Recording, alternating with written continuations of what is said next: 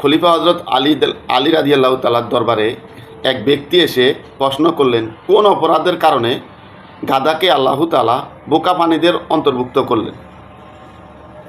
গাধা এত বোকা বানানো হলো যে সে সকল মানুষের বোঝা বহন করে। হজরত আলী রাদিয়াল্লাহু তাআলা কিছুটা মুচকি হেসে বললেন, ভাই, আমার আল্লাহ তার সকল প্রাণী সৃষ্টি করার উপরে জুলুম করেন না। গাধার উপরও আল্লাহ জুলুম করেননি।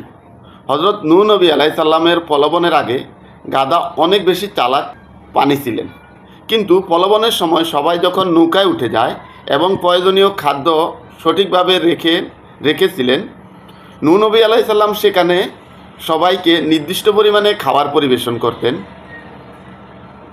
কিন্তু গাধা অতিরিক্ত চালাক হওয়ার কারণে সে অন্য প্রাণীদের খাবার চুরি করে খেয়ে ফেলতেন।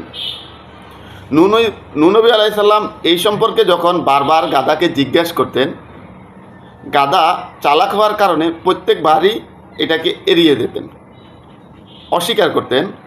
তখন হজরত নূহ নবী আলাইহিস সালাম, তিনি তো নবী, তিনি সব কিছুই বলতেন, জানেন। তখন তিনি আল্লাহর কাছে প্রার্থনা জানালেন, হে আল্লাহ, যারা অন্য প্রাণীদের খাবার, অন্য প্রাণীদের আহার চুরি করে খেয়ে ফেলে, আল্লাহ তুমি তাদেরকে বোকা প্রাণীদের অন্তর্ভুক্ত করে দাও।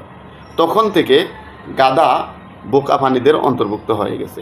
এরপর থেকে গাধা বোঝা টানে। এখন আমি ধর্ম বিষয়ে ততটুকু বুঝি না, তবে আমি যেটা জানতে পারছি সেটাই আপনাদের মাঝে শেয়ার করলাম। যদি ভুল হয়ে থাকে তাহলে অবশ্যই সঠিকটা কমেন্ট বক্সে জানিয়ে দিবেন। আর সবাই ভালো থাকবেন, সুস্থ থাকবেন। আসসালামু আলাইকুম, আল্লাহ হাফেজ।